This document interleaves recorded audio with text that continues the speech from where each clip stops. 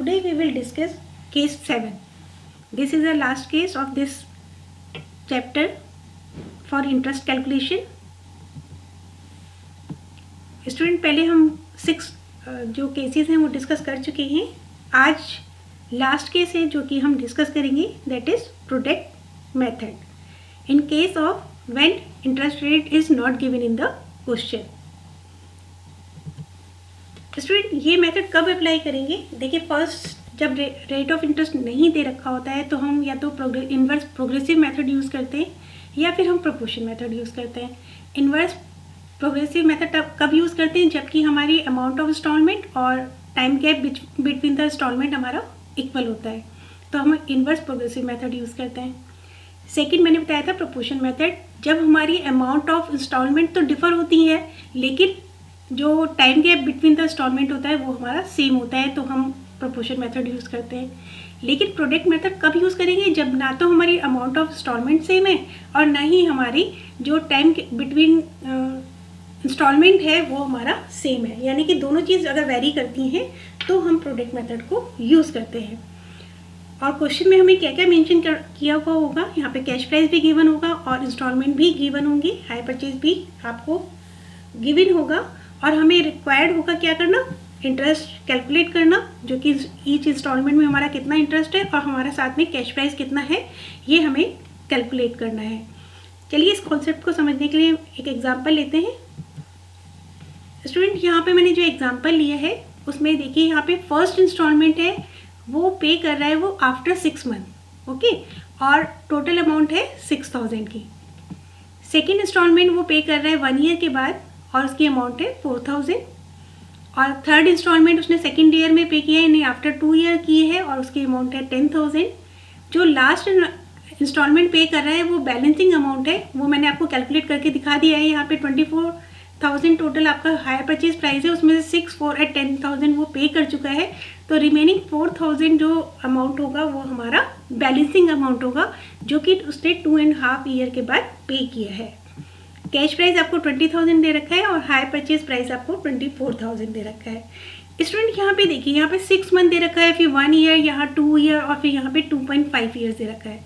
आप ये समझिए कि इसको यहाँ पर क्यूमुलेट कर रखा है, यानी कि इस 1 ईयर में ये 6 मंथ भी इंक्लूडेड है और इस 2 ईयर में यहाँ 1 ईयर भी इंक्लूडेड है.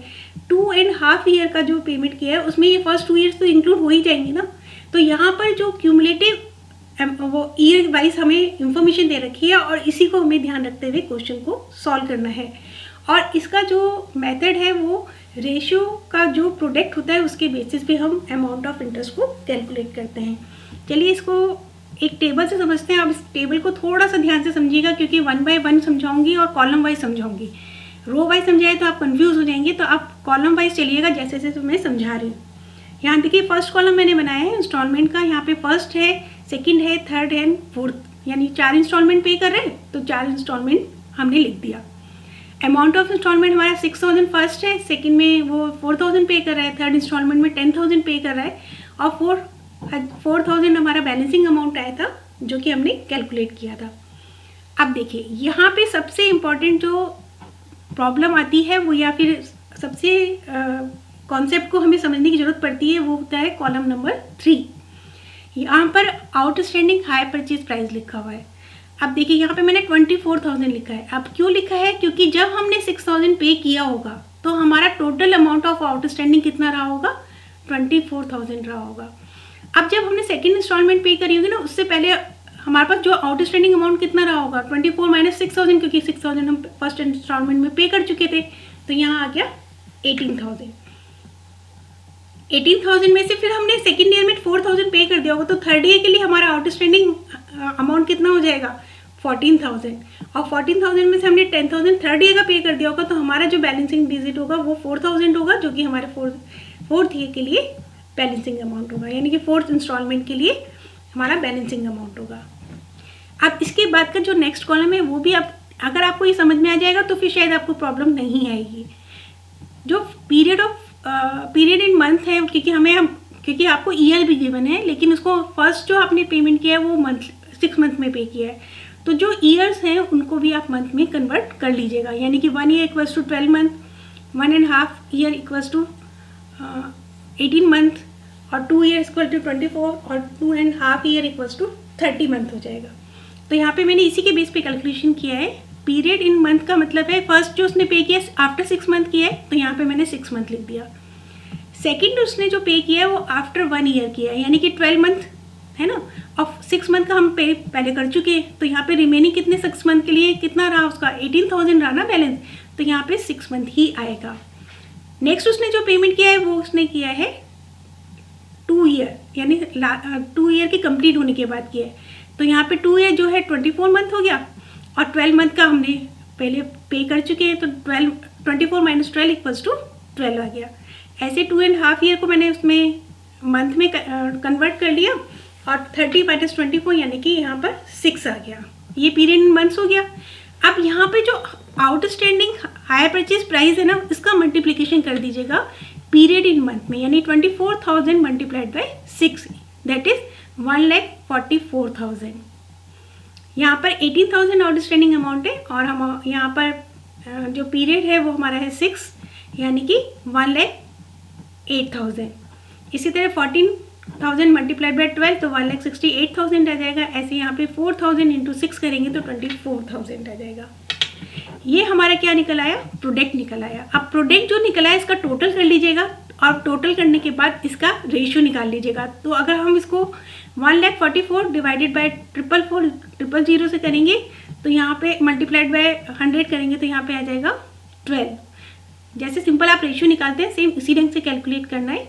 तो फर्स्ट ईयर का आ जाएगा 12, सेकेंड ईयर का 9, नेक्स्ट इंस्टॉलमेंट के लिए 40 और लास्ट इंस्टॉलमेंट के लिए 2 आ जाएगा। ये हमारा रेशियो आ गया। ओके स्टूडेंट, अब जो रेशियो है ना उसके बेस पे हमें एलोकेशन करना है। अब हमारा जो इंटरेस्ट है वो कितना आ जाएगा 24,000 माइनस 20,000 यानी कि अमाउंट ऑफ इंटरेस्ट टोटल कितना हो जाएगा 4,000। अब 4,000 को हमें किस रेशियो में डिवाइड करना है 12, 9, 14 एंड 2। इसको आप डायरेक्ट भी कर सकते हैं, मतलब 12 बाय, अब इसका टोटल करेंगे 37 आ जाएगा। तो 4,000 मल्टीप्लाइड बाय 12 डिवाइडेड बाय 37, तो ये अमाउंट आ जाएगी 1,297।